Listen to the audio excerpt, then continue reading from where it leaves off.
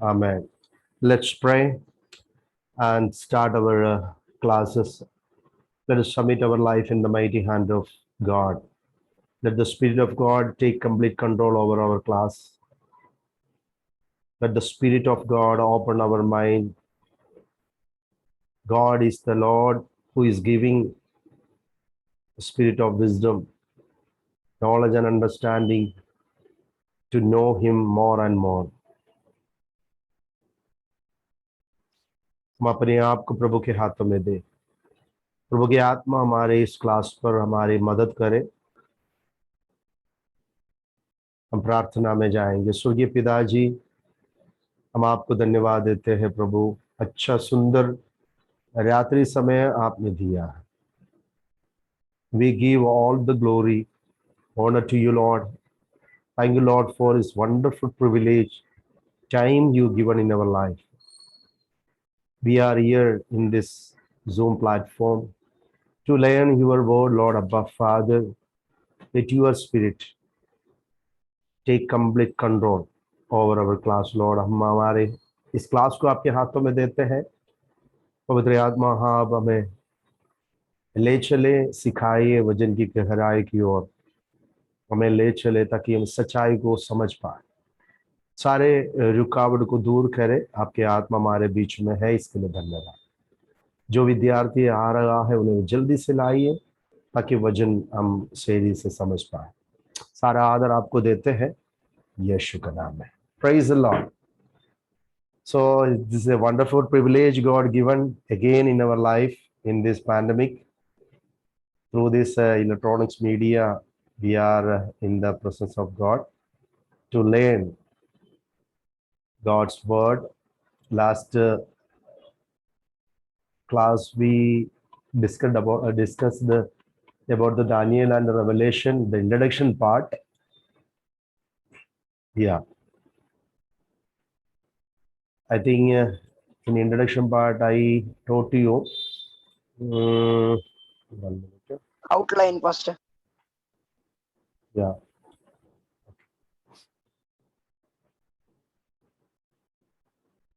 Up to outline I given you, na? Okay. The introduction part already we studied. It's a twin books in the Bible.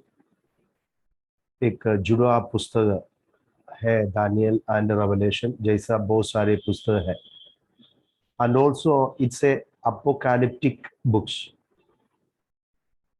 उस apocalyptic जो शब्द का अर्थ भी हम पढ़ा, और ये एक यूनानी भाषा से अपोकैलिप्सिस, वो जो यूनानी शब्द से आया हुआ एक शब्द है अपोकैलिप्टिक। उसका मीनिंग हमने बोला रिवीलिंग और अनवेलिंग, प्रकट करना और छिपी हुए बातों का खुलासा करना है। दोनों पुस्तक में दानियल को भी, यूहन्ना प्रेरित को भी प्रभु ने होने वाला हर घटना की रहस्य बातों को, मिस्ट्री को खुलासा कर दिया। और भी हमने पढ़ा था दानियल एक 27 पुस्तक है old testament, same way revelation आखिरी पुस्तक 27 बुक न्यू टेस्टामेंट का है करके हमने पढ़ा था। ये दोनों पुस्तक एस्केटोलॉजिकल प्रोफेसीज, हम भविष्यकालिक आने वाला बातों की भविष्यवाणी हम ये दोनों पुस्तकों में पाया जाता है। ये दोनों जो लेखक एक गुलामी के समय में बहुत इन एक्सेलिक, जैसा दानियल बाबिलोन में था, यूहन्ना पतमोस में था, वो बातों को हमने पढ़ा था। उसके बाद हम दानियल की पुस्तक की ओर जा रहा था। दानियल की पुस्तक तनाक में, हिब्रू बाइबल में केतुबिम में आ जाता है। उनका 3 डिवीजन में केतुबिम में दानियल का जोड़ा गया है। कारण दानियल को यहूदी रबी लोग और यहूदी लोग एक लोगों के मध्य में भविष्यवाणी किया वो एक भविष्यवक्ता के ना ही समझना नहीं, because he was in the Babylon, in that during that time he ministered. So, and also there are so many historical evidences are there in his book. Already we said chapter 1 to 6 Babylon का इतिहास को उन्होंने बताया इसके लिए। English में हम जो हमारे बाइबल में दानियल प्रोफेटिकल बुक्स में आता है करके मैंने आपको बताया था, ये बुक ऑफ दानियल का 3 विषय को, ऑर्डर के विषय में कोई डाउट नहीं है। यहूदी और मसीही लोगों के ये विश्वास है दानियल जो बाबुल में बंधुआई में थे उनके जरिए ये पुस्तकों का रचना हुआ है। यीशु मसीह भी दानियल एक भविष्यवक्ता है, दानियल की पुस्तक से रेफर किया है करके हमने पिछले क्लास में पढ़ा था। मसीह यीशु मसीह इसमें अलग अलग Jesus Christ in this book already हमने पढ़ा। दूसरा अध्याय में जो ग्रे स्टोन है तो यीशु मसीह को दर्शाता है कर मैंने आपको बताया था। एंशियंट्स ऑफ डेज जो प्राचीन, वो भी यीशु मसीह से हेलो,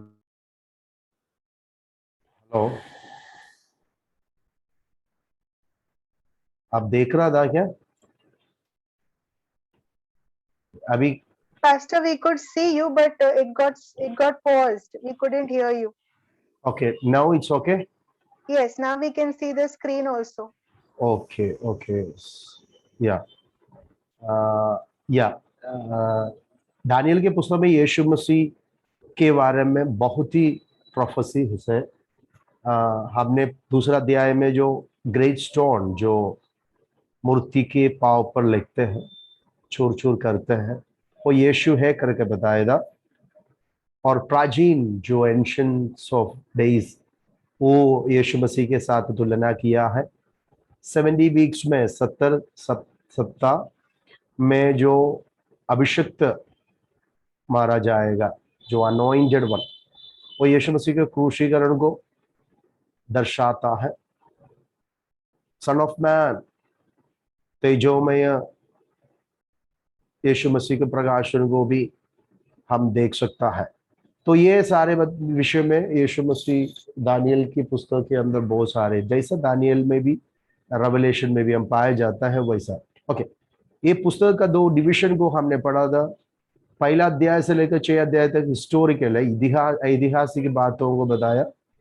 7 अध्याय से लेकर 12 अध्याय तक मैंने बोला प्रोफेटिक है, अपोकैलिप्टिक है, जो आने वाला बातों की भविष्यवाणी, रेवलेशन, भविष्यवाणी अपोकैलिप्टिक रीति में समझाया गया है करके मैंने बोला। दानियल के पुस्तक को 2 भाषा में लिखा है करके हमने पढ़ा, उसमें हिब्रू भी है, अरामाइक भी है। Chapter 1 verse 1 to 2 verse 3 and chapter 8 to 12 ये इब्रानी भाषा में लिखा है। दूसरा अध्याय के 4 से लेकर 7 अध्याय पूरा अरामाइक भाषा में लिखा।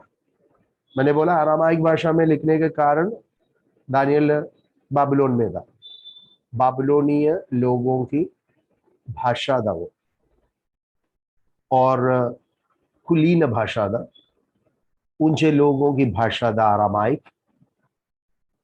लिटरेसी भी अरामाइक में थी। इसके लिए दानियल, क्योंकि बहुत सारे इतिहास के बातों को वह दानियल ने लिखा है, इसके वजह से वो भाषा को उधर दानियल ने इस्तेमाल किया है करके मैंने आपको बताया था। और ये एक बहुत ही अर्थपूर्ण विषय है।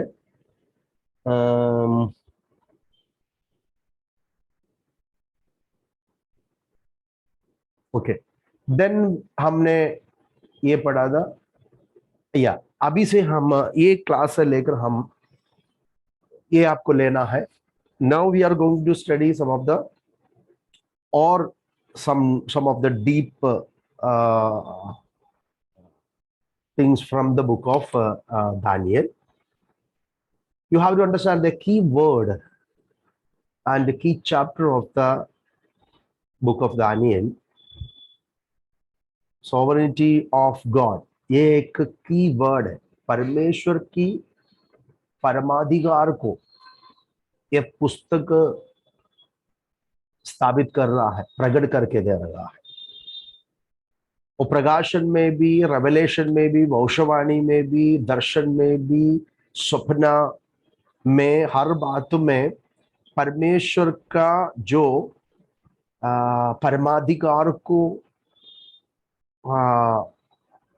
दानियल प्रकट कर रहा है. दैट्स अ की word of the book of Daniel. Okay. Then when we come to the ninth chapter is the key कुंजी अध्याय है. जैसा कुंजी शब्द है वैसा ही ये जो अध्याय 9 बहुत ही इंपॉर्टेंट है. हम जब भी वो अध्याय में आ जाएंगे बहुत ही गहराई है. ये जो क्लास में है ना, बिल्कुल मिस नहीं करना है आपको. क्लास में ले बहुत सारे बातों को हमको इस पुस्तक से लर्न करना है. इसके लिए ध्यान से ये पुस्तक को आप ले ले. स्क्रीनशॉट चाहिए तो लेना है, जल्दी लिखना है तो लिखिए आप. ओके. ये आउटलाइन मैंने आपके पास आपको दिया था. ये आउटलाइन को हम थोड़ा सा एक्सप्लेन कर सीखेंगे. वही रहेगा हमारा ये पुस्तक का स्टडी में हम देखने जा रहे हैं आगे. ओके. बहुत ग्रेट एक कार्य को ये पुस्तक के अंदर आपको देख सकता है. बुक ऑफ दानियल बहुत सारे गुप्त बातों की प्रकाशन, गहराई बातों के प्रकाशन, भविष्य काल में होने वाला बातों के प्रकाशन, अभी जो पृथ्वी में हो गया, जो हो रहा है, होने वाला बातों के प्रकाशन,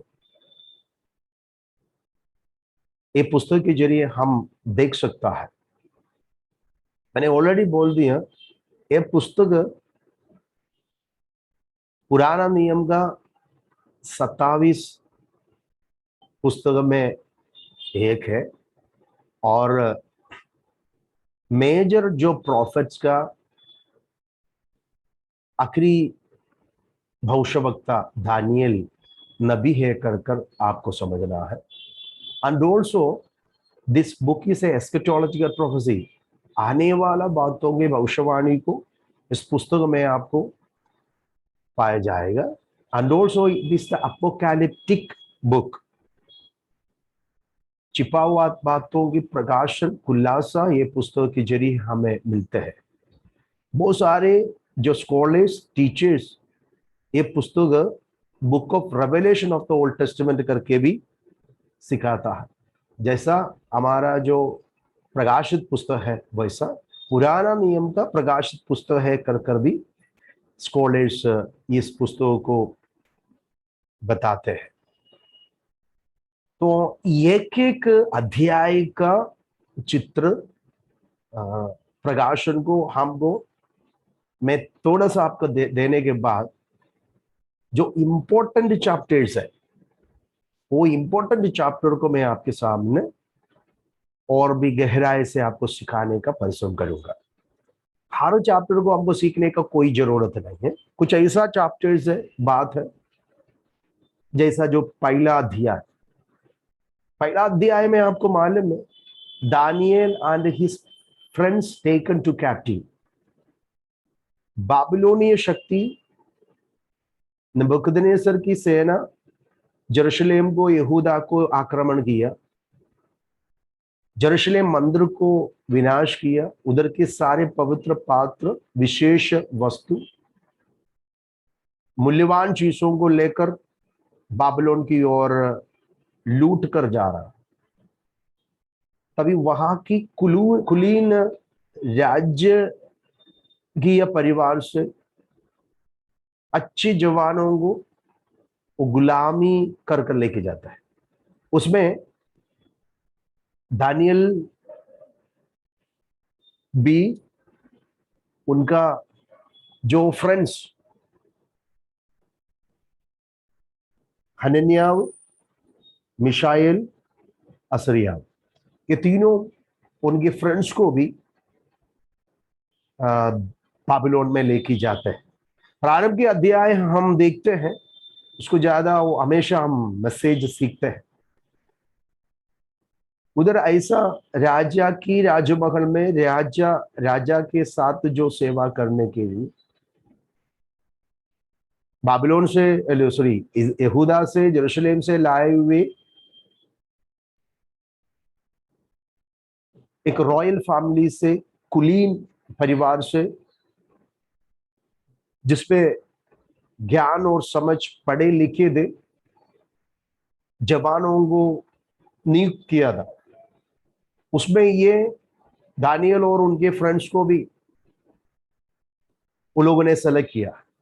यहूदी लोगों में से ये चारों को भी उन लोगों ने राजमहल में सेवकाई के लिए चुन लिया। उनको 3 साल का ट्रेनिंग दे रहा था, बाबिलोनी भाषा सिखाना, उधर की ज्ञान, उधर की एजुकेशन इनको दिया जाता था।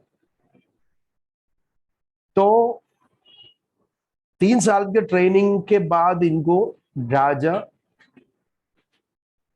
आखिर टेस्ट करेगा, तभी उन्हें किस बात के लिए नियुक्त करना है, उस पोजीशन में वो लोग आएगा। वो इधर हम इनकी ट्रेनिंग के विषय को पहला अध्याय में देखते हैं। उसमें उनको बाबिलोन के खाना भोजन को दिया जाएगा, उनको ट्रेनिंग दिया जाएगा, उनका नाम भी बदल जाता है। वो लोगों ने दानियल को भी हनन्याह, मिशाएल, असरिया, इनकी नाम बदल दिया। दानियल को बेलशस्सर किया और हनन्याह और मिशाएल, असरिया को शद्रक, मेशक, अबेदनगो एक बाबिलोनीय देवता के नाम दे दिया। तो इसके लिए हम भी ये देवता का नाम से पुकारना नहीं चाहता। जब भी हम इन लोगों के नाम बोलने से,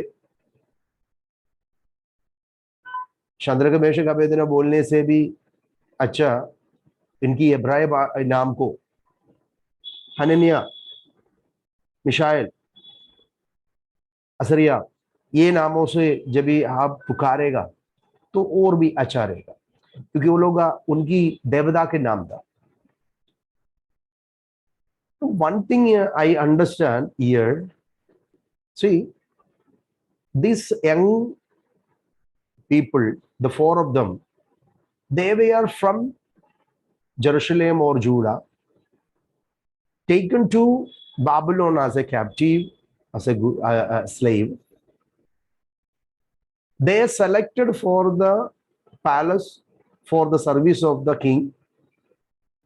They were ready for that. Okay, वो बाबिलोन में आया गुलामी होकर, उनको अभी राजमहल में सेवकाई के लिए जो सेलेक्ट किया, तो लोग उसमें मना नहीं किया। और दूसरा बातों को देखो, किंग चेंज देयर नेम, उनका नाम को बदलने के लिए बोला, उसमें भी वो लोग कुछ नहीं बोला। खलदे भाषा सीखने का विषय को आया, एजुकेशन, वो राज्य के एजुकेशन, उसमें बहुत सारे, आपको मालूम है, खलदे भाषा और बहुत सारे बाबिलोनीय जो एजुकेशन में हर प्रकार की जादू टोना मंत्र तंत्र की हर प्रकार की बातों को भी सीखना पड़ता है इनको, सच्चे टाइप ऑफ, क्योंकि वो उधर का एजुकेशन है। एजुकेशन के लिए ये लोग मना नहीं किया, भाषा सीखने के लिए भी उन लोगों को मना नहीं किया। ओके, बट उन लोगों को जो भोजन की विषय आ गया, जो शरीर संबंधित बात, आत्मिक संबंधित बात आया, इफ उनकी आत्मिक विषय के साथ समस्या देने वाला विषय आएगा तो इन लोगों ने मना कर रहा। ये एक ऐसा बातों को हमें सिखाते हैं कि एक आत्मिक व्यक्ति का गुण, स्पिरिचुअल मैन, उनके जीवन की परिस्थिति में कभी बदलता नहीं। एक आत्मिक व्यक्ति वो किधर भी जाए, अवस्था के अनुसार कभी वो बदलता नहीं। उन्होंने पाया हुआ विश्वास और पवित्रताई, ईश्वरीय भक्ति के लिए हमेशा जान जाएगा तो भी खड़ा होगा। ये चार यंग लोगों से हम सीखते हैं। See, they stood for their faith, holiness, and also they stand firm for the separation from the spiritual matter. They never ever allow to defile themselves with the pagan or the which is defiling their life of spirituality. There they stood, they defended, they stand against such a things. This showing that these four of them are very spiritual. वो चारों बहुत ही आत्मिक है कर हमें ये बात सिखाता है। Now nobody is there. They are out of from their country. No parents, no pastor, nobody was there to ask why you did this. But देखो यंग बच्चे हैं, 12-17 साल के अंदर की उम्र में,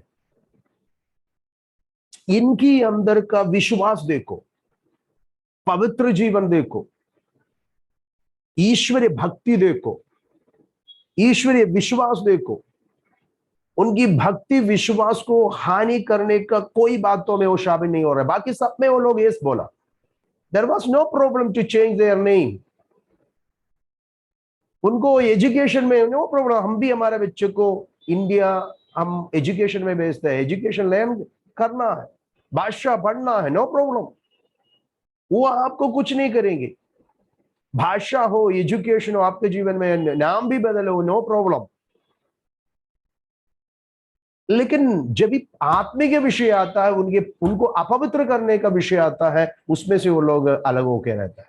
that is the good qualities of the real spiritual person. वो आपको समझना है।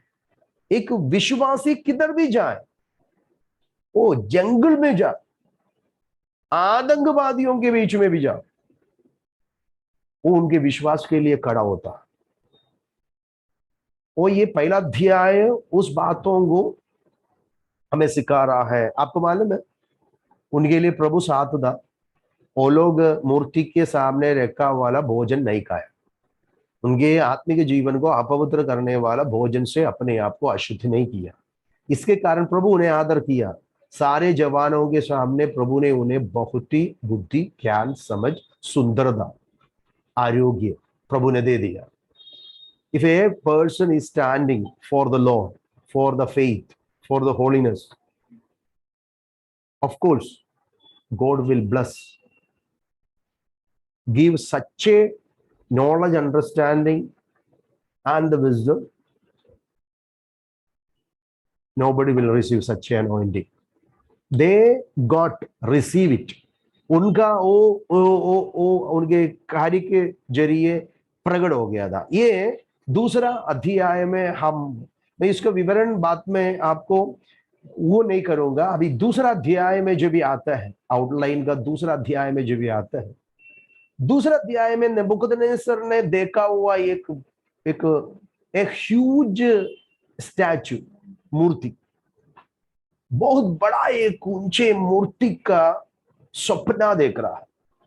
नेबुकदनेस्सर का ड्रीम है। रात्रि में उनको ये सपना आया, लेकिन भूल गया। मन एकदम व्याकुल हो गया।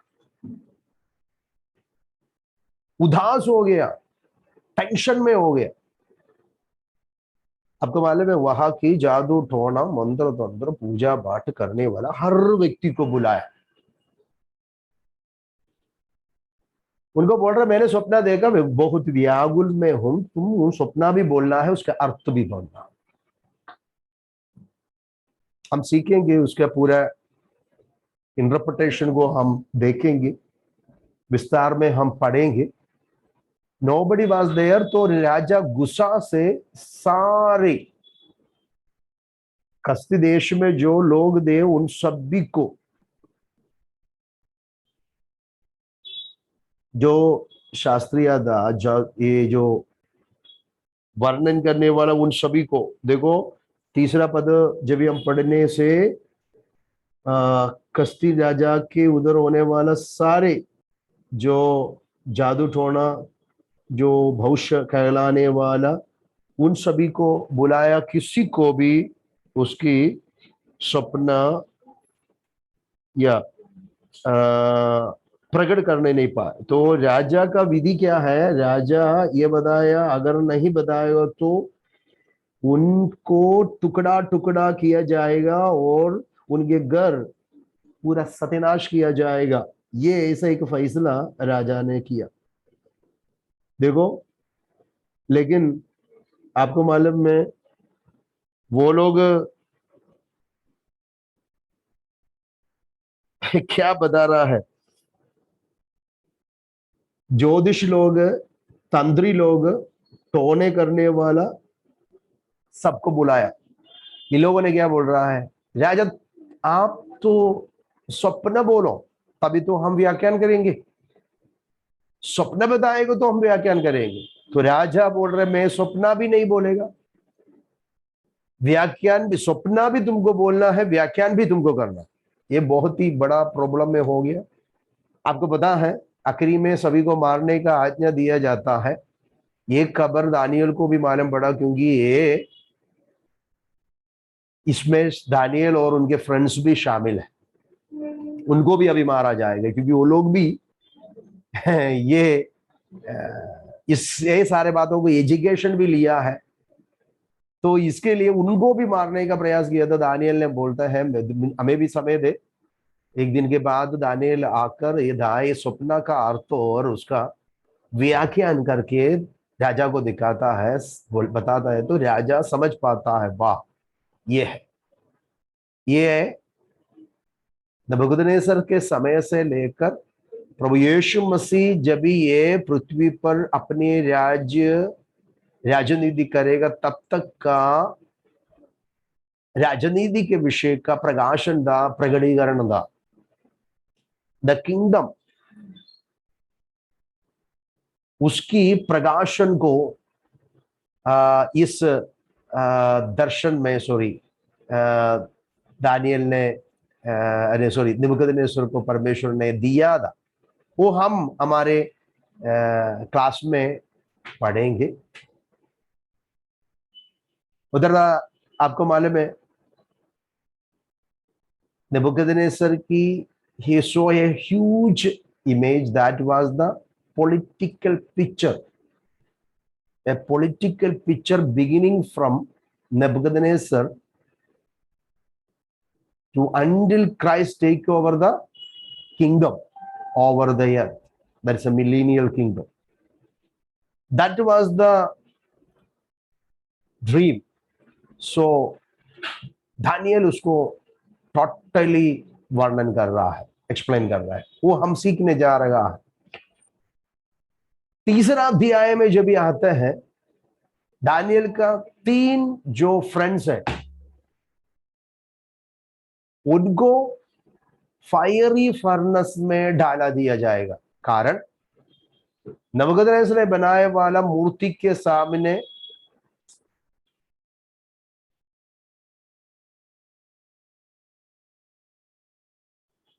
तो मूर्ति के सामने ये दंडवत नहीं करने के कारण ये तीनों उनके फ्रेंड्स को फायरी फर्नेस में डाला दिया था। उधर परमेश्वर उनको बचा रहा है, वो अग्नि के अंदर प्रभु आकर उन्हें छुटकारा देता है, उसकी विवरण है।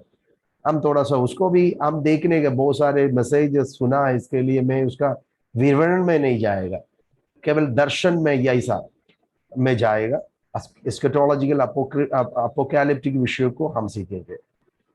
4th चैप्टर में हम जब आते हैं, नबूकदनेस्सर का दूसरा स्वप्न, उन्हें एक बहुत बड़ा एक ग्रेट ट्री देखता है।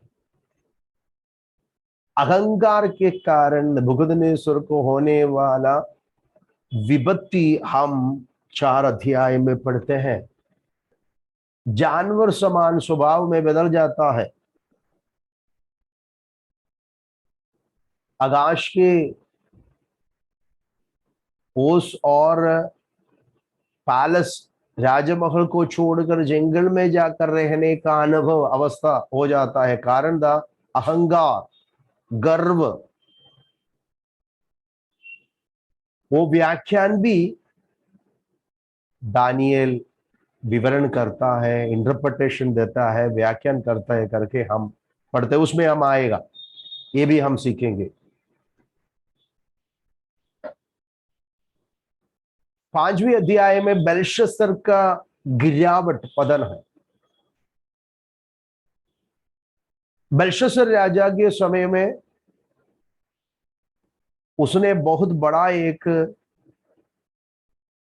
फीस्ट पूरा बाबिलोनी में मना रहा है। सारे दाक मधु पिया।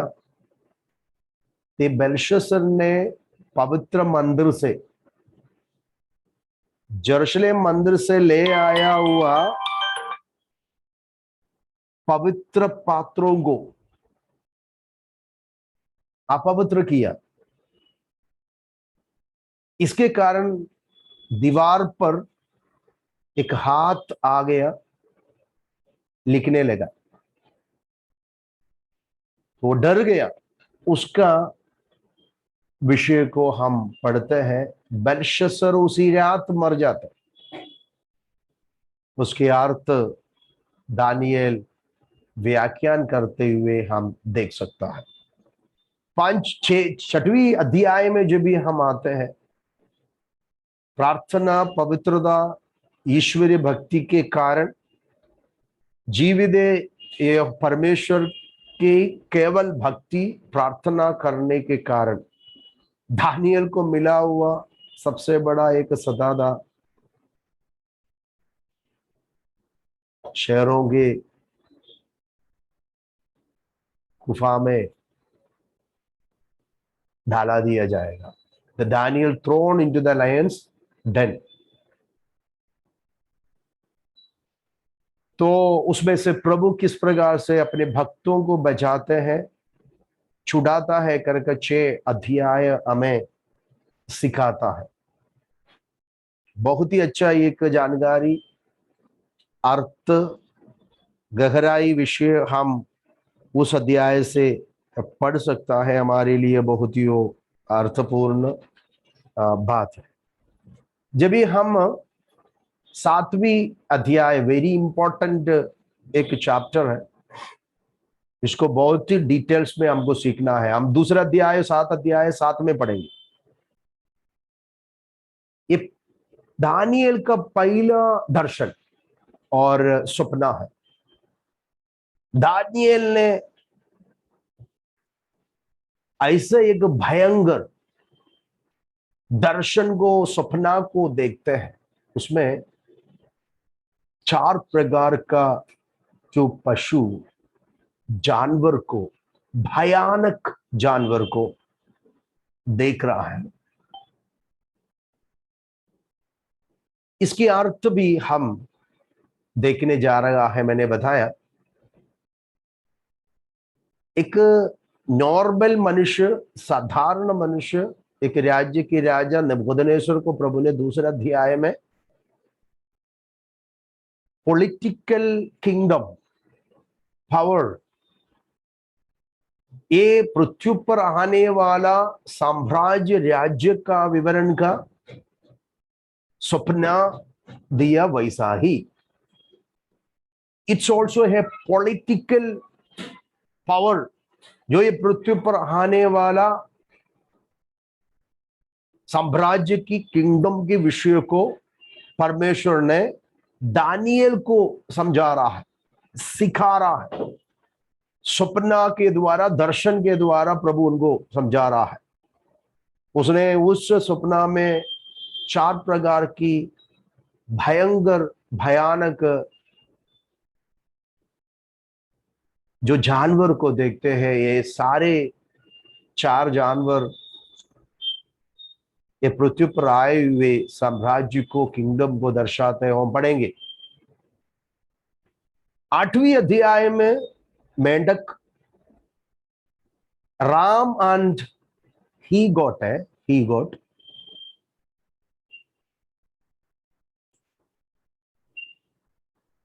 ये इसकी पिक्चर हम देख सकता है। महान सिकंदर की राजनिधि, महान सिकंदर की ये पृथ्वी पर उनकी राज्य इतना तेज में किस प्रकार से बढ़ा, उसका अंत, उसके बाद उनके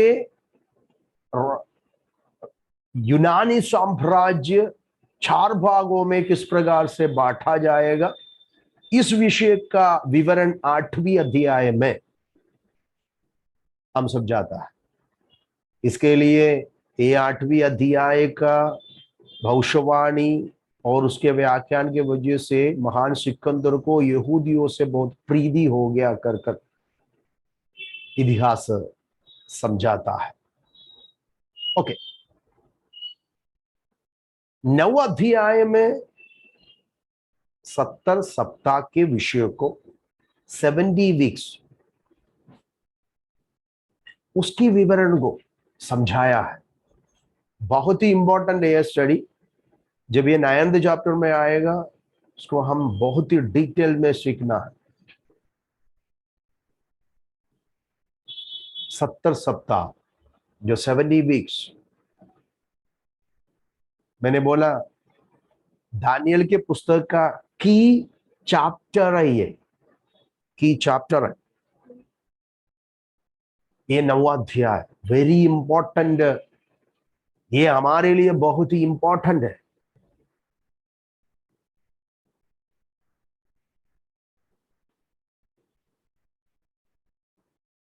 ये जो अभी जो होने वाला घटना, यीशु मसीह की क्रूस के मृत्यु से अभी तक होने वाला कृपा युग, अनुग्रह का युग, कलीसिया, द एज ऑफ चर्च, ये सारे विषय को हम इसमें ही मिलेगा। रैप्चर, ये सारे विषय को हम इसमें देखेंगे। बहुत ही डिटेल स्टडी है ये 70 वीक्स ऑफ दानियल। हम उस क्लास में उसको बहुत ही विवरण के साथ सीखने जा रहा है। 10 अध्याय से लेकर 12 अध्याय तक जब भी हम आता है, a vision of God's direction of the future, और भी कुछ सपना दर्शन को दानियल देख रहा है, और भी कुछ दर्शन देख रहा है। प्रभु ने आने वाला समय में ये पृथ्वी पर होने वाला बहुत सारे घटना संभव का विवरण 10 से लेकर 11 अध्याय तक बताया है। लेकिन 12 अध्याय दानियल का एक फेयरवेल चैप्टर है। फेयरवेल चैप्टर, प्रभु उनको शांति से जाओ, गो एंड टेक रेस्ट, पुस्तक को ऐसा छाप देकर अंतिम समय में होने वाला बातों का सब कुछ बोलने के बाद पुस्तकों को क्या कर देगा, छाप किया है। दानियल को बोल रहे हैं अभी हो गया, अभी तुम्हारा सेवकाई हो गया, अभी उनके डेथ की विषय बताया। सारे विषयों को हम 12 अध्याय तक देखने से सारे फ्यूचर इवेंट्स की बहुत सारे विषयों को हमको वो पुस्तक के जरिए समझ सकता है। अभी हम इसका एक एक अध्याय के अंदर जाएंगे, उसका विवरण को हम सीखने जा रहा है। जब भी हम ये पुस्तक पढ़ते हैं, दानियल की पुस्तक 4 अध्याय के 17 में, ये पुस्तक के सबसे मूल्यवान एक की वर्ड्स आपको दिखाई देगा।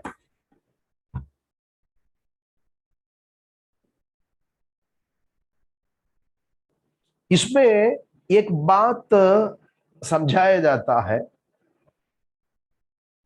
परमेश्वर, परम प्रधान परमेश्वर, वो परमेश्वर की प्रभुता, परमेश्वर पृथ्वी पर राज्य करता है, परमेश्वर ये पृथ्वी के ऊपर अधिकार करते हैं। ये परम प्रधान परमेश्वर का कार्य का वर्णन है। ये पृथ्वी तो राजा आएगा, राज्य आएगा, साम्राज्य आएगा, सम्राट आएगा, नियम आता है जाता है, राजा आता है जाता है, साम्राज्य आता है जाता है, लेकिन परमेश्वर का सबके ऊपर वो नियंत्रण करता है, सबके ऊपर वो परम प्रधान है। वो मनुष्यों के राज्य में प्रभुता करता है। परमेश्वर सभी का नियंत्रण करता है। वो बातों को हम 4 अध्याय के 17 पद में समझ सकता है। कोई एक जन वो वचन को जरा पढ़िए, जोर से जरा पढ़िए, 17 वचन। डिस्प्ले में देखो, पढ़ो, नहीं तो आपकी बाइबल में देखिए, पढ़िए। हाँ, पढ़िए। यह आज्ञा पर्वों के निर्णय से हाँ। और यह बात पवित्र लोगों के वचन से निकली हाँ। कि जो भविष्य जीवित है वे जान ले कि परम प्रधान परमेश्वर मनुष्य के राज्य में प्रभुता करता है और उसको जिसे चाहे उसे दे देता है, और वह छोटे से छोटे मनुष्य को भी उस पर नियुक्त कर देता है। हालेलुया।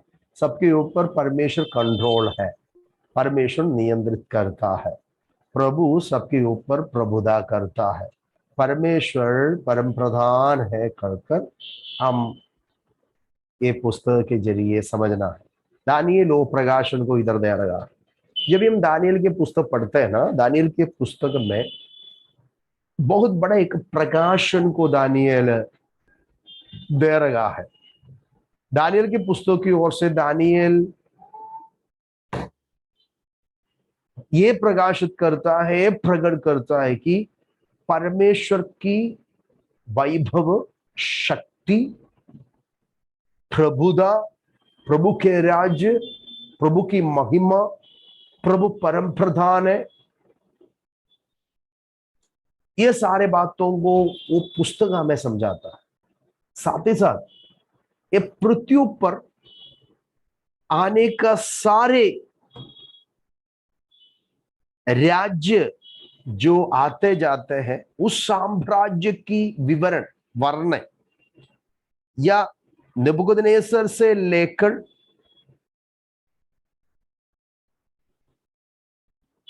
ये पृथ्वी के ऊपर राज्य किया हुआ सारे साम्राज्य अभी जो कर रहा है, अभी जान आने वाला दिन में करने जा रहा है, सारे पॉलिटिकल पावर, सारे किंगडम, सारे राजनीति के लोग, जो साम्राज्य था, उन सभी का विवरण आपको ये पुस्तक में जो हो गया, अभी जो हो रहा है, आने वाला, उसका विवरण आपको ये पुस्तक के जरिए मिलेगा। और जो विरोधी मसीह, जो एंटी क्राइस्ट, ये राज्य के ऊपर राजनीति करने जा रहा है, ये पृथ्वी के ऊपर वो अधिकार करने जा रहा है, उसका विवरण भी दानियल हमें सिखाते हैं। दानियल के पुस्तक एक बहुत ही बड़ा एक प्रकाशन की रहस्य बात की खुलासा है। केवल जो हो गया वाला बात नहीं, होने वाला बात। इसके लिए इसे अपोकैलिप्टिक लिटरेचर कहते हैं। छिपे हुए बातों का खुलासा का पुस्तक है ये। आने वाला युग में होने वाला बातों का विवरण प्रकाशन हमें पुस्तक के जरिए देख सकता है। तो वही विचार में प्रार्थना के साथ हम ये पुस्तक की पढ़ाई में जाएंगे। पहला अध्याय ज्यादा इंपॉर्टेंट नहीं होने के कारण, इंपॉर्टेंट है, आप डेली पढ़ता है, समझता है, आप भी एक बार पढ़ेगा तो समझ पाएंगे। इसके लिए मैं उस पे नहीं जाएगा, परंतु हम दूसरा अध्याय में जाएंगे। जब भी हम दूसरा अध्याय पढ़ेगा, दूसरे अध्याय के साथ हमको सातवीं अध्यायों को भी मिलाकर जुड़ाकर पढ़ना बहुत ही आवश्यक है। दूसरा अध्याय में आप हम पढ़ते हैं, नेबुकदनेस्सर राजा अपनी राजनीति के दूसरे वर्ष में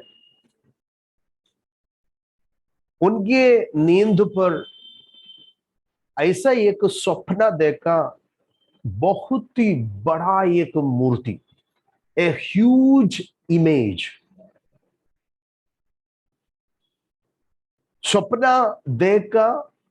सपना देखने के बाद राजा नींद से डर के उठ रहा है। क्या हो गया, सपना तो भूल गया, लेकिन उसका मन व्याकुल हो गया, बहुत ही टेंशन में हो गया। जरा देखिए दूसरा अध्याय में आएंगे, सब लोग दूसरा अध्याय में आइए। दूसरा अध्याय की पहला आयतों से जरा पढ़िए। अपने राज्य के दूसरे वर्ष में नबूकदनेस्सर ने ऐसा स्वप्न देखा कि जिससे उसका मन बहुत ही व्याकुल हो गया और उसको नींद न आई। तब राजा ने आज्ञा दी कि ज्योतिषी, तंत्री, टोने और कसदी बुलाई जाए कि वे राजा को उसका स्वप्न बताए। इसलिए वे आए और राजा के सामने हाजिर हुए। तब राजा ने उनसे कहा, मैंने एक स्वप्न देखा है और मेरा मन व्याकुल है कि सपनों को कैसे समझूं। तब कसदियों के राजा से आरामी भाषा में कहा, हे राजा, तू चिरंजीवी रहे, अपने दासों को स्वप्न बता और हम उसका बताएंगे। आराम्य भाषा में बताया, मैंने बोल दिया था आपको। आराम्य भाषा एक कुलीन भाषा था, ऊंचे लोगों की भाषा था। कर मैंने ऑलरेडी बताया। इसके लिए वो भाषा में बाइबल, दानियल के पुस्तक का आधा भागों को लिखा है करके आपको बता रहा था। अभी इधर देखिए, स्वप्न देखकर, लेकिन ये बहुत बड़ा व्याकुल में हो गया, पूरा रात्रि नींद चला गया, नींद नहीं हो रहा है, व्याकुल हो गया, डर गया। ये स्वप्न क्या है, वो चिंतित हो रहा है, क्या है उसको, क्या है वो। You forget, you don't know what स्वप्न किस प्रकार का है करके मालूम नहीं। इसके लिए सारे उस देश में राजा को इस प्रकार की बातों को व्याख्यान करने का ज्योतिष लोग है, तंत्री है, टोने और कस्ती लोग है। ज्योतिष लोगों को, तंत्री लोगों को आपको मालूम है अभी भी है ना, इस प्रकार से लोग रहता है। वो लोग भी फ्यूचर के विषय को बताता है, एस्ट्रोलॉजियंस है। एंड ऑल्सो हिंदू धर्म में बहुत सारे ज्योतिष, सॉरी, तंत्री लोग हैं, टोने करने वाले लोग। दुष्टात्मा से ये बातों को वो लोग समझ पाता है। They have the evil spirit. Through the evil spirit, this all the people are doing this. See, टोने, कस्ती लोग ज्ञानी है ये। अब जब भी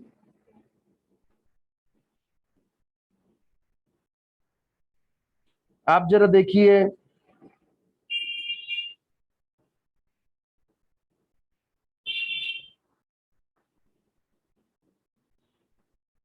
पहला अध्याय में जो भी जाता है, पहला अध्याय में भी 3 से लेकर जरा पढ़िए बेटे, 3 और 4।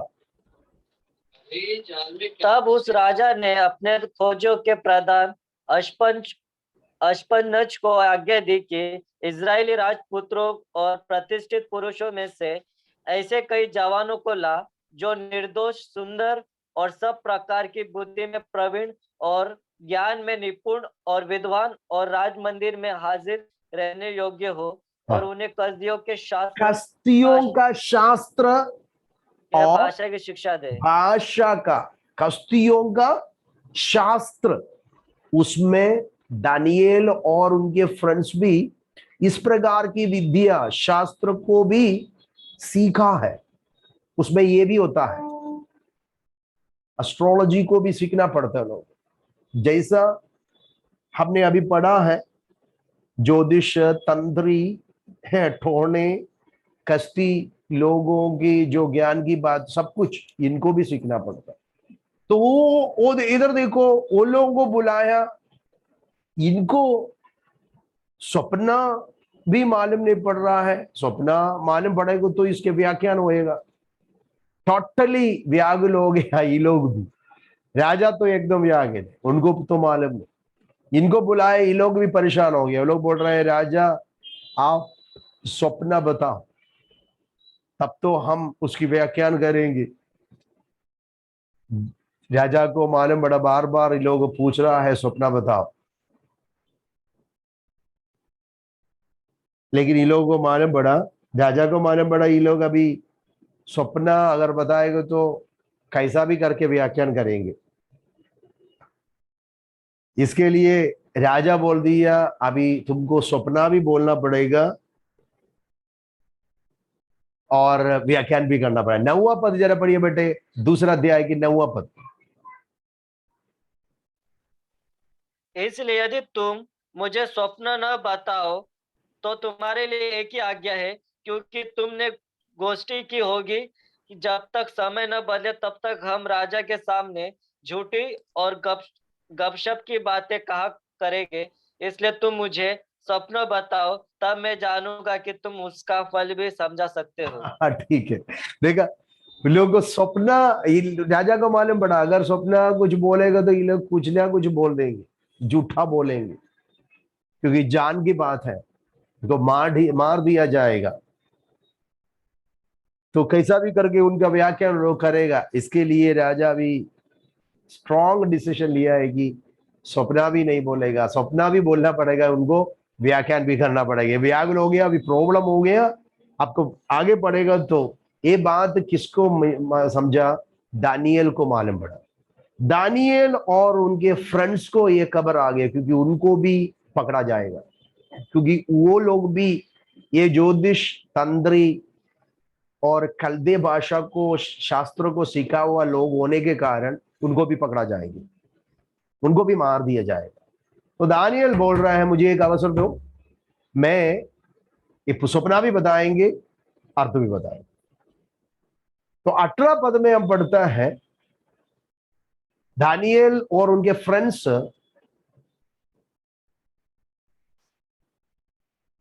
राजा को बताया और वो लोग प्रार्थना कर रहा है। अब जरा बढ़िया 18। इस भेद के विषय में स्वप्न के परमेश्वर की दया के लिए यह कहकर प्रार्थना करो कि बेबीलोन के और सब पंडितों के संग दानियल और उसके संगी भी नष्ट न किए जाए। तब वह भेद दानियल को रात के समय दर्शन के द्वारा प्रकट किया गया। तब दानियल ने स्वर्ग के परमेश्वर का यह कहकर धन्यवाद किया। देखा, प्रभु ने रात में उनकी प्रार्थना में प्रभु ने दर्शन, ये जो सपना उनको दिखाया दर्शन में, उसका व्याख्यान भी दिया, क्योंकि सपना बताएगा तो राजा को व्याख्यान करेगा तो उसका सच्चाई मालूम पड़ेगा। क्योंकि एक व्यक्ति वो सपना अगर प्रकट कर रहा है तो वो व्यक्ति उसका व्याख्यान भी कर सकता है। तो अभी दाऊद को, दानियल को ये बात मालूम पड़ा। इधर दानियल को बहुत बड़ा एक अपॉर्चुनिटी मिल रहा है। क्या है? जीवित परमेश्वर के नाम की महिमा करने का। कस्ती देश में, बाबिलोनी साम्राज्य में, नबूकदनेस्सर महाराजा के सामने, सारे प्रजा के सामने, सारे ज्ञानियों के सामने, शास्त्रियों के सामने, तंत्रियों के सामने, विद्वानों के सामने, जीवित परमेश्वर जिसका पूजा, जिसका आराधना, जिसका उपासना दानियल और उसके दोस्त लोग करते हैं, वो कौन है? वो जीवित खुदा है कर कर स्थापित करने का, प्रकट करने का, उस सुसमाचार बताने का एक चांस मिलता, वो इस्तेमाल किया उन्होंने। वो ग्रेट अपॉर्चुनिटी का फायदा उठाया। यही है, कभी कभी हमको भी प्रभु ने कभी कभी क्या देता है? अपॉर्चुनिटी देता है कि सुसमाचार लोगों के सामने प्रकट करने की। प्रार्थना के साथ जब भी हम रहस्य बातों का खुलासा जब भी होता है, संसार को, राज्य को, राजनीतिक लोगों को, व्यक्तियों को जो अनजान है, उनसे कुछ बात रहस्य है, जो मिस्ट्री है, वो जब भी प्रार्थना में, प्रार्थना रूम में, घुटना में, प्रभु के चरणों में, जीवित परमेश्वर के सामने जब भी लोग प्रार्थना करते हैं, उनको प्रभु प्रकट करता है, प्रकाशित करता है। इधर देखो, दानियल को प्रकाशन मिला। दानियल इसका वर्णन दे रहा है। ये स्वप्न का वर्णन दानियल ने बोल दिया, राजा आपने अपने स्वप्न में ये देखा एक बहुत बड़ा एक मूर्ति, उसका सिर सोना से बनाया है, उसका छाती और दोनों हाथ सिल्वर पित्तल से बनाया है, और कमर घुटने तक ब्रास से बनाया है, और पाव दोनों लोहा से बनाया है, आयरन है। और जो 10 उंगलियां जो पाव है, वो आधा मिट्टी है, आधा लोखंड है, आयरन और क्ले से मिलकर बनाया। ये है सपना। आप देखो ना, ये सपना में आपको क्या लग रहा है? ये सपना देखो, बहुत बड़ा एक मूर्ति, अलग अलग धातु से, लोहा से, मेटल से बनाया, ऊपर से लेकर नीचे तक जब देखे, सोना से लेकर बनाकर सिल्वर, ब्रास, आयरन, और नीचे मिश्र, थोड़ा क्ले है और थोड़ा आधा आयरन है।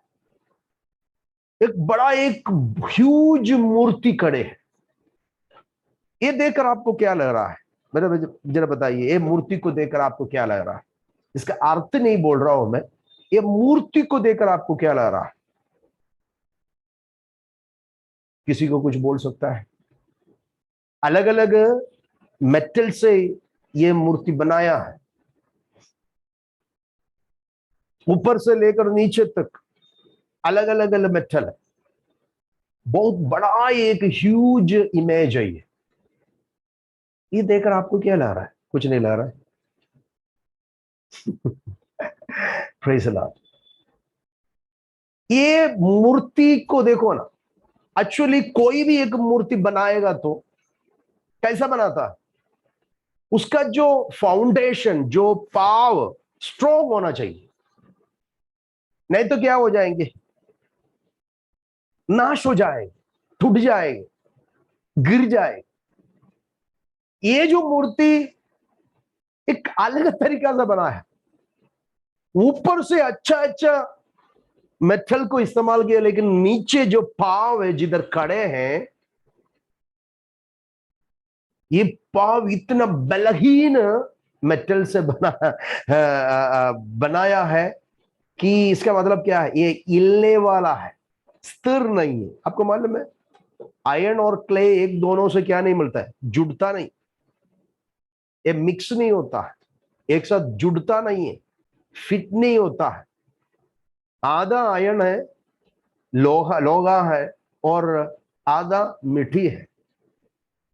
ये दोनों एक साथ क्या नहीं होता है, मिलता नहीं, जुड़ता नहीं। इसका मतलब ये मूर्ति अस्थिर है, स्थिर नहीं है, हिल रहा है, निर्बल है, बलहीन है, कभी भी गिर सकता है। ये स्वप्न जब भी दानियल को परमेश्वर ने समझाया, उसके अर्थ, it is a political picture starting from Babylon or beginning from Nebuchadnezzar until the Christ take over the kingdom. इतना भयानक रीति में, गहराई रीति में इस सपना का अर्थ को परमेश्वर ने इधर समझा रहा है। दानियल इधर आकर राजा को बताया, राजा ये आगे ये पृथ्वी पर आने का साम्राज्य, किंगडम का, पॉलिटिकल पावर का गहराई दर्शन है। ये जो सिर सोना से बनाया है वो स्वयं आप नेबुकदनेस्सर आप है। आपका राज्य जो बाबिलोनीय साम्राज्य है, 605 बीसी से लेकर 540 बीसी तक पृथ्वी के ऊपर राजनीति किया हुआ एक महान साम्राज्य था बाबिलोनीय साम्राज्य। बड़ी स्ट्रॉन्ग, अच्छे, सोना हमेशा ऐश्वर्य, कीमत, तेजस, प्रताप को दर्शाता है।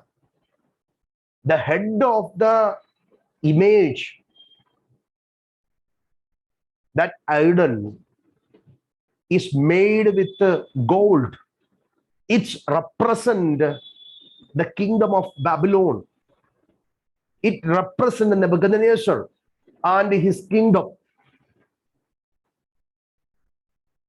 So God is revealing the political power, the kingdom, starting from Nebuchadnezzar to the millennial kingdom, who will rule all over the earth with a glorious way. That is the King Jesus, the King of Kings.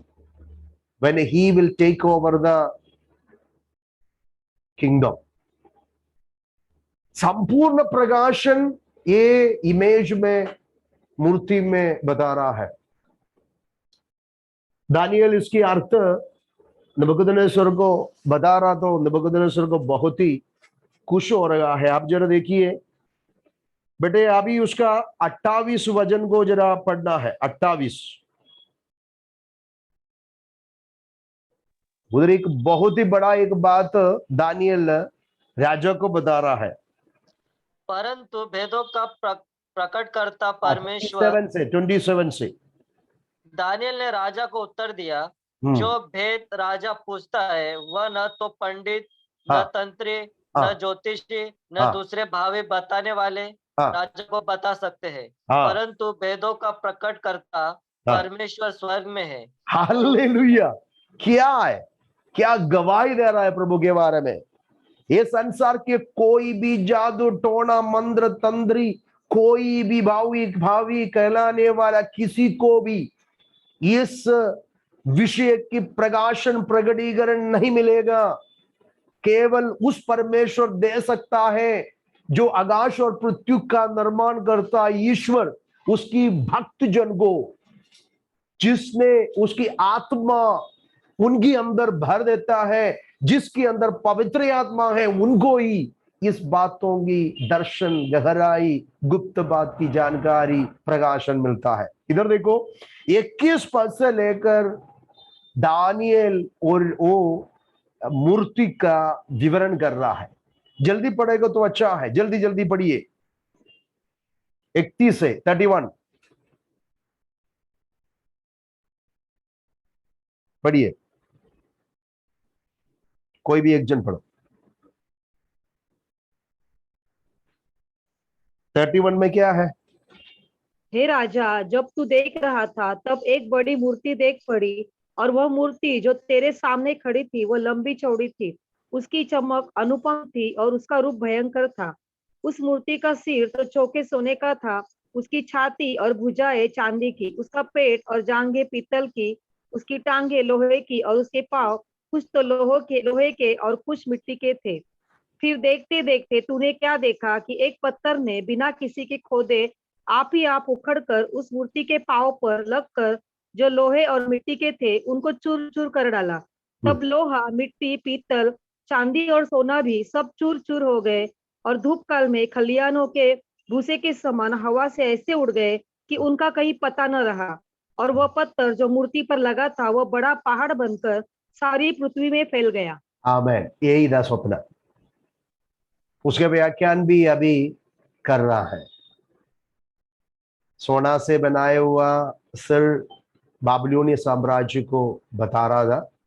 नबूकदनेस्सर के समय में बाबिलोनी साम्राज्य सारे पृथ्वी के ऊपर राजनीति किया। महान साम्राज्य था। नबूकदनेस्सर सबके ऊपर राज्य प्रभुता किया। 605 बीसी से लेकर 539 बीसी तक बाबिलोनी साम्राज्य की राजनीति ये पृथ्वी पर चल रहा था। उसके बाद 539 से लेकर 331 तक बीसी मती परस राज्य ये पृथ्वी पर आया। जैसा छाती और दो हाथों को दिखा रहा है, चांदी से बनाया हुआ ये दोनों हाथ और चेस्ट देखो, ये दो राज्य को दर्शाता है। मीडो पर्शियन किंगडम है, मथी फारसी राज्य को, दो राजाओं को। मिथी राज्य की दारियस, पर्शियन जो किंग कुसूर, ये दोनों राज्य को दर्शाता है। वो दोनों राज्य एक होकर मथी पर्सी राज्य का स्थापन पृथ्वी पर होता है। बाबिलोनीय साम्राज्य के ऊपर नबूकदनेस्सर के बाद ये समस्त संसार के ऊपर राजनीति किया हुआ एक साम्राज्य था, किंगडम था, मिडो पर्शियन किंगडम। वो राजनीति और राज्य को चांदी से बनाए वाला ये छाती और दो हाथों को दर्शाता है। जब भी हम उसके व्याख्यान में नीचे आते हैं, उसकी 39 जरा पढ़िए बेटा, 39 कोई भी एक जन। तेरे बाद एक राज्य और उदय होगा जो तुझसे छोटा होगा। फिर एक और तीसरा पीतल का सा राज्य होगा, उसमें तेरे बाद दूसरा एक राज्य उत्पन्न होगा। ओ मिडो पर्शियन किंगडम मिथी और पारसी राज्य को दर्शाता है। ये 539 बीसी में स्थापित हो गया। तो मालूम है पर्शियासी राज्य का राजा सम्राट कुसूर के बारे में, साइरस के बारे में जब इतिहास में जब पढ़ेगा, कुसूर राजा हम 7वीं अध्याय में जाएगा ना, उसमें बहुत ही और गहराई से इसको पढ़ने जा रहा है और भी उसमें मैं विवरण करूंगा। साथ में तुलना कर कर भी हम पढ़ने जा रहा है, तभी और भी आपको समझ पाएंगे ये मूर्ति के विषय को जरा एक्सप्लेन करने के बाद। कुसूर बहुत ही शूरवीर एक सम्राट और राजा था, कभी किसी से डरता नहीं था, बहुत ही बुद्धिशाली राजा था। वो बाबिलोनीय साम्राज्य के ऊपर चढ़ाई किया, युद्ध किया और बाबिलोनीय साम्राज्य के ऊपर राजनीति किया। ये सारे इतिहास को, बातों को हम नेक्स्ट क्लास में देखेंगे। बहुत हिस्टोरिकली इतिहास रीति में हमको वो बातों को सीखना भी है। 7 और दूसरा चैप्टर दोनों मिला के हमें आपको बताएगा, तभी उसके इतिहास में क्या क्या घटना हो गया, संभव हो गया, ये सारे बातों को मैं सिखाएंगे। जस्ट दी एक्सप्लेनेशन, ये मूर्ति का बोलकर आज के क्लास को हम समाप्त करेंगे। कुसूर बाबिलोनीय साम्राज्य के ऊपर राजनीति करने लगा। नबूकदनेस्सर के बाद बेलशस्सर उधर राजनीति कर रहा था। उस समय में 539 बीसी में बेलशस्सर को मारकर कुसूर बाबिलोनीय साम्राज्य के ऊपर राजनीति कर मिती राज्य का राजा दारियुस को बाबिलोनीय साम्राज्य के अधिकार देकर वो पर्शिया में चला जाता है। कुसूर के समय में, राजनीति के समय में प्रभु के लोगों को आजादी 70 साल के बाद मिला है कर हम इतिहास के पुस्तक एस्रा नहम्याह में हम पढ़ते हैं। कुसूर ने प्रभु के लोगों के ऊपर बहुत ही दया दिखाया, कारण उसके बारे में वो जन्म लेने से 200 वर्ष के पहला इस्राएल यरूशलेम की महानु भविष्यवक्ता यशायाह नबी ने भविष्यवाणी किया गया था। कुसूर राज्य का नाम लेकर प्रभु ने भविष्यवाणी किया था। 44 और 45 chapter 45 is telling about the Cyrus the king, who is the shepherd for the Lord, who will do the will of God. वो परमेश्वर की मंदिर बाबिलोनीय ने नबूकदनेस्सर ने तोड़ा गया, नाश किया था, उसका बनाने के लिए प्रभु के लोगों को 70 साल के बाद आजादी देकर अपने देश में भेजकर उनके नेतृत्व में जो मंदिर उधर स्थापित करेगा, बनाएगा, प्रभु की इच्छा पूरा करेगा कर उसके बारे में एक भविष्यवाणी यशायाह नबी ये कुसूर जन्म लेने का 200 वर्ष के पहले भविष्यवाणी किया था। ये सारे घटना भी, संभव भी, दानियल की विवरण भी, सब कुछ, बेलशस्सर की मौत, परमेश्वर की वचन, रेवलेशन, सब कुछ जब भी कुसूर समझ लिया तो उसको यहूदी लोगों के साथ बहुत ही प्यार मोहब्बत आया। इसके लिए उन लोगों को आजादी उन्हें दिया है कर हम समझना है। तो सेकंड किंगडम क्या है? ये हाथ दोनों और छाती चांदी से बनाया है। वो 2 राज्य को रिप्रेजेंट करते हैं। 2 हाथ 2 राज्य है। सिल्वर समान स्ट्रॉन्ग दारियुस और कुसूर को दर्शाता है। उनके समय में मीडो पर्शियन किंगडम सारे पृथ्वी के अंदर राजनीति किया है कर हमको समझना है। उसके बाद तीसरा एक राज्य पृथ्वी पर स्थापित होने जा रहा है, कमर में पाप की घुटने तक जो राज्य होने जा रहा है वो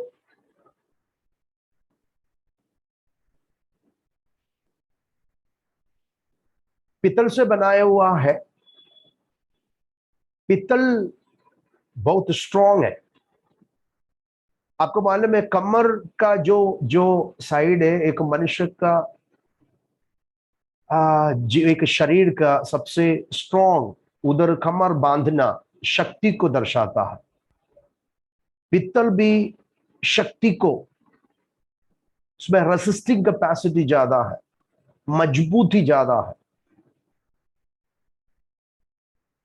कमर कसना विषय को जब भी पढ़ता है उनकी शक्ति, प्रभाव, तेज, उन्नति, फास्ट रहेगा, फास्ट।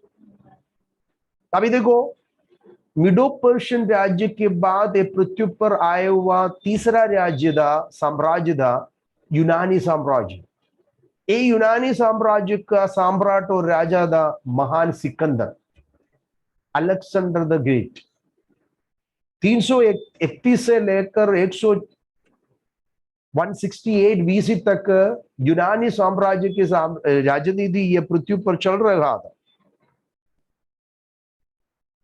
देखो कितनी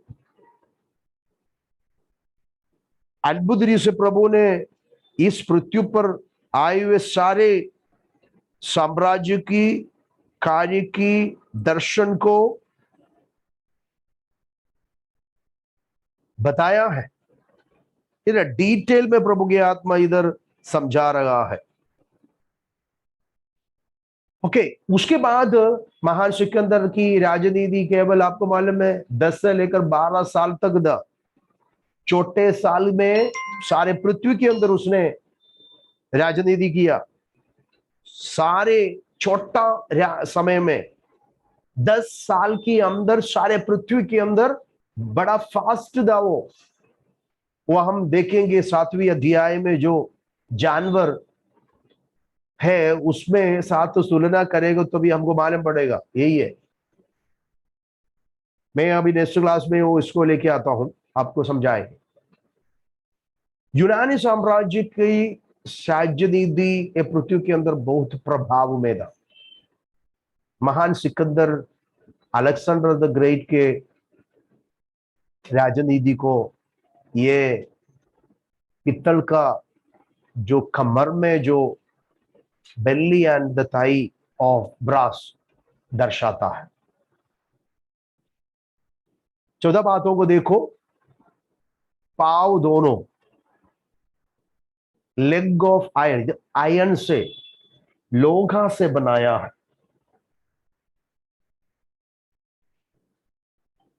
इधर देखो लोहा से बनाया हुआ ये जो दोनों पाव का विषय रोमन साम्राज्य को, यीशु मसीह के समय में रोमन साम्राज्य का राजनीति था। महान सिकंदर के बाद ये पृथ्वी के अंदर राजनीति किया हुआ एक राज्य था रोमन साम्राज्य। ये रोमन साम्राज्य की बातों को ये दोनों पाव जो लोहा से बनाया है समझाता है। आखिरी में देखिए दोनों फीट 10 उंगलियां है, लेकिन कैसा बनाया है? बहुत दुख की बात है, कुछ मिट्टी का था, कुछ तो लोहा से बनाया है। लोहा और मिट्टी एक साथ तो जुड़ता नहीं है वैसा एक दूसरे से। ये है मॉडर्न नेशन से आजकल की मॉडर्न नेशन को दर्शाता है। ये पृथ्वी के आज की राजनीति को आप देखिए, एक राज्य दूसरे के राज्य के साथ मिलता जुड़ता नहीं। इंडिया को जो पसंद पाकिस्तान को पसंद नहीं, पाकिस्तान को जो पसंद दूसरा राज्य को, अमेरिका जो बोलेगा यूरोप को पसंद नहीं, रशिया को पसंद नहीं। ऐसा एक दूसरे से मिलता जुड़ता नहीं। मॉडर्न नेशन ऑफ यूरोप को खास कर समझाते हैं करके बहुत सारे बात इधर है। लेकिन एक बात आपको समझना है, ये मूर्ति के विवरण को समझा रहा है दानिएल सिर से लेकर पांव तक। ये पृथ्वी पर आने वाले एक एक साम्राज्य राज्य की बातों को समझा रहा है। किधर से? दानिएल से लेकर जो पाव तक। जब भी हम ये मूर्ति को देख रहा है, ये पाव का ये जो दर्शन तक किधर आके खड़ा है? मालूम है? हमारा समय तक आके खड़ा है। जैसा हम अभी क्ले तोड़ा, लोहा से, लोहा मिट्टी से बनाया हुआ, ये जो पाव दोनों फीट हमको दर्शाते हैं, हमारे समय की राजनीति को दर्शाता है। पॉलिटिकल वर्ल्ड एक दूसरे से ना जुड़ता है। ये इसका मतलब दानिएल के समय से लेकर अब तक जो ये पृथ्वी पर राजनीति किया वाला राजाओं का साम्राज्य की पिक्चर है, ये दर्शन है। ये तो आज का ये जो राजनीति आज हम देखते हैं, सारे समस्त संसार के अंदर की राजनीति को हम देखते हैं, एक दूसरे से जुड़ता नहीं। और पाव देखो, आधा लोह और आधा मिट्टी से बना है, वैसा ये स्थिर नहीं है, हिल रहा है। किसी का भी राज्य स्थिर नहीं। मोदी आएगा, मोदी जाएगा, कांग्रेस आएगा और जाएगा, बीजेपी आएगा जाएगा, ओबामा आएगा जाएगा, ट्रंप आएगा जाएगा। देखो, ये के कोई भी किसी का भी राजनीति के बाद स्थिर नहीं है, अस्थिर है। अभी एक बात तो समझो, इसके बाद एक बहुत ही बड़ा एक कार्य को हम देखते हैं इधर कि प्रभु के वचन में हमने क्या देखा था, यह मूर्ति ऐसा देखा, लेकिन स्वर्ग से ऐसा एक बड़ा एक पत्थर, किसी के भी हाथ से नहीं, ऐसे एक पत्थर आकर ये बड़ा मूर्ति के पांव तले लग गया। ऐसा पड़ रहा है कि यह मूर्ति हमेशा के लिए चूर चूर होकर पूरा हवा से उठ गया, फिर मूर्ति को दिखाई नहीं दिया। वो छोटा सा पत्थर जो आया है, द ग्रेट स्टोन, वो धीरे से बढ़ते बढ़ते बढ़ते बढ़ते एक महापर्वत बन जाता है। वो जो पत्थर दूसरा कोई नहीं है, हमने ऑलरेडी पढ़ चुका था, रिप्रेजेंटिंग क्राइस्ट, यीशुआ का राजनीति है। ये सारे साम्राज्य अभी पूरा होने जा रहा है।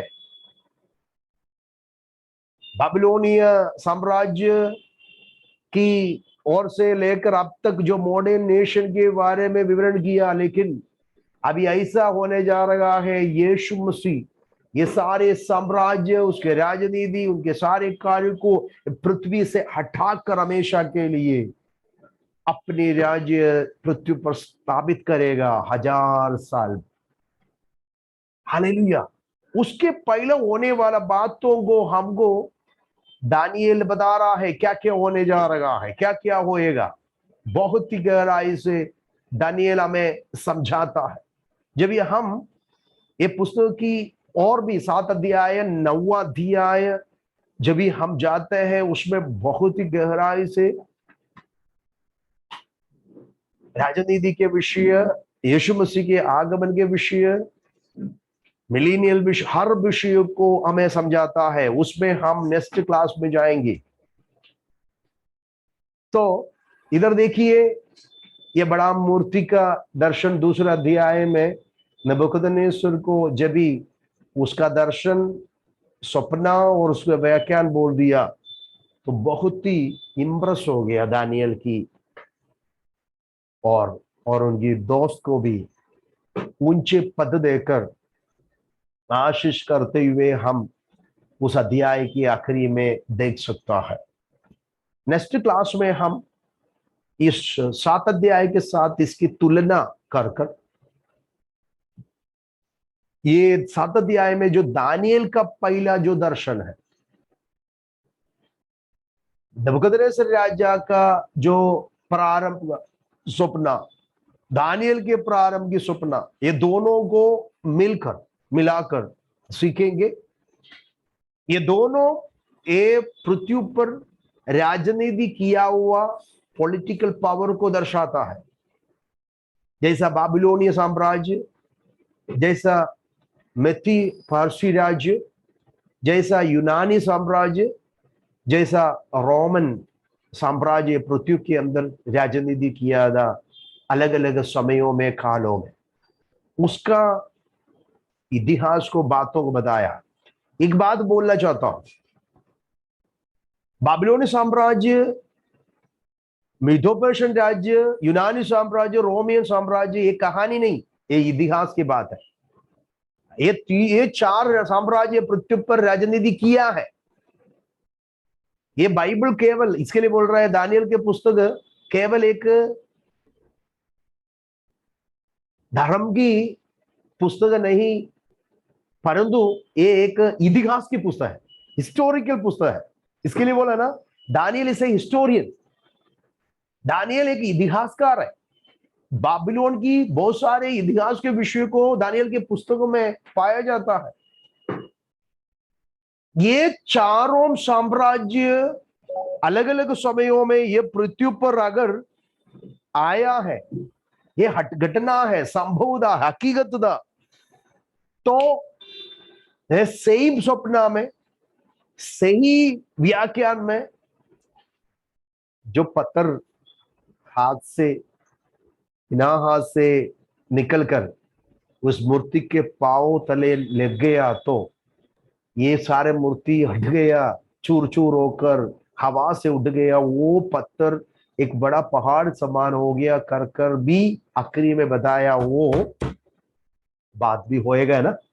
इतना तो हो गया। 90% prophecies of the Daniel chapter 2 and 7 is already fulfilled। तो उसके में लिखा वाला थोड़ा बात पूरा होएगा ना। यही है हमारा विश्वास, हमारा बाइबल का एक खासियत है ये, the uniqueness of the Bible. Bible एक साधारण पुस्तक नहीं है, ये भविष्यवाणी की पुस्तक है। जो बात बाइबल में बताया है ये इतिहास में पूरा हो गया। History and Bible is going hand by hand, having a harmony. जो घटना संभव हम अभी देख रहा है, बाइबल बता रहा है। जो घटना होने जा रहा है उसका भी विवरण बाइबल हमें सिखा रहा है। सुनिए, दानियल के समय में दानियल को कोई फिक्र नहीं था, कारण वो बाबिलोनी साम्राज्य के समय में जीवित था। लेकिन अभी हम किधर हैं? ये मूर्ति का एकदम नीचे स्थान में, जो अस्त्र अनुभव में हमने देखा हुआ, जो फीट आधा लोहा आधा मिट्टी से बनाया हुआ स्थान में खड़ा है। इसका मतलब कभी भी इसका अंत हो सकता है, हमारे यीशु आ सकता है। हम तैयार होना है, हम द एंड टाइम में है। यीशु मसीह के आगमन बहुत ही निकट है। बोलो यीशु मसीह की हालेलुया। उसके लिए हम तैयार होकर हमारे आत्मिक जीवन में आगे बढ़ने के लिए परिश्रम कीजिए। प्रभु हमको इस वचन से आशीष करे। नेक्स्ट क्लास में हम दोनों का दूसरा और 7 अध्याय का तुलना सीखेंगे। तब तक प्रभु आपको आशीष करे। आइए हम प्रार्थना करेंगे। स्वर्गीय पिताजी, अच्छा अवसर ये रात्रि में आपने हमें दिया है। दानियल की पुस्तक का पढ़ाई में है। अब पवित्र आत्मा और भी गहराई से हमें आपके वचन सिखाइए, समझाइए, ताकि वचन के आधार पर आगे बढ़ने के लिए हमें आप मदद भी करें।